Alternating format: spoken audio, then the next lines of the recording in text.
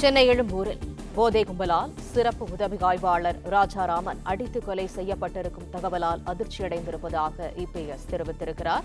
அண்மைச் செய்தியாக நாம் பார்த்து வருகிறோம்.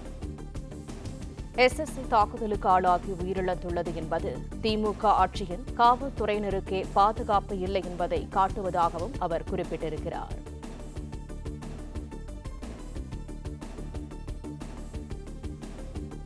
சென்னை எழும்பூரில் போதை கும்பலால் சிறப்பு உதவி ஆய்வாளர் ராஜாராமன் அடித்து கொலை செய்யப்பட்டிருக்கும் தகவலால் தான் அதிர்ச்சியடைந்ததாக இபிஎஸ் குறிப்பிட்டிருக்கிறார். எஸ்எஸ்ஐ தாக்குதலுக்கு ஆளாகி உயிரிழந்துள்ளது என்பது திமுக ஆட்சியின் காவல்துறையினருக்கே பாதுகாப்பு இல்லை என்பதை காட்டுவதாகவும் அவர் கண்டனம் தெரிவித்திருக்கிறார்.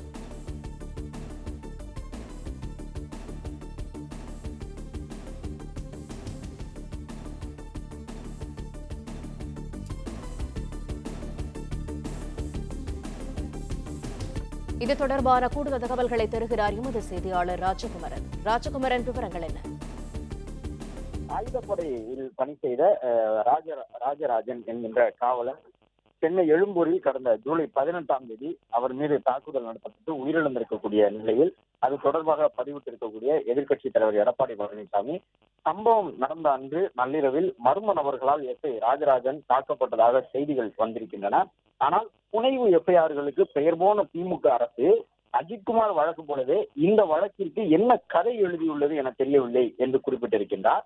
ஒரு காவல்துறை உதவி ஆய்வாளர் தாக்குதலுக்குள்ளாகி உயிரிழந்துள்ளது என்பது திமுக ஆட்சியின் காவல்துறையினருக்கே பாதுகாப்பு இல்லை என்ற அளவிற்கு சட்டம் ஒழுங்கு சீர்கெட்டு விட்டதை மீண்டும் மெய்ப்பிக்கின்றது என்று குறிப்பிட்டிருக்கக்கூடிய எதிர்க்கட்சித் தலைவர், காவல்துறையினர் தாக்கப்படுவது, ராஜினாமா செய்வது, காவல்துறை சீர்கேடுகள் குறித்து பொது வெளியிலேயே தெரிவிப்பது என தொடர்ந்து வரக்கூடிய செய்திகள் உணர்த்துவது ஒன்றைத்தான் காவல்துறையை நிர்வகிக்க முதலமைச்சருக்கு தகுதி இல்லை என்பதைத்தான் அது குறிப்பிடுகின்றது என்று கடும் விமர்சனத்தை முன்வைத்திருக்கின்றார். எஸ்ஐ ராஜராஜன் கொலை வழக்கில் நேர்மையான விசாரணை நடத்தப்பட்டு குற்றவாளிகள் மீது உரிய சட்ட நடவடிக்கை எடுக்க வேண்டும் என முதலமைச்சரை வலியுறுத்துவதாக எதிர்க்கட்சித் தலைவர் பதிவிட்டுள்ளார்.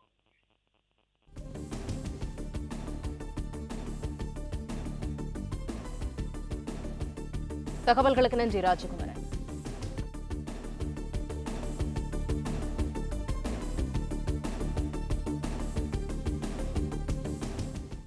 பிளே ஸ்டோர் மற்றும் ஆப் ஸ்டோரில் இருந்து பாலிமர் செயலியை QR கோடு மூலம் பதிவிறக்கம் செய்யுங்கள். செய்திகளை உடனுக்குடன் பெறுங்கள்.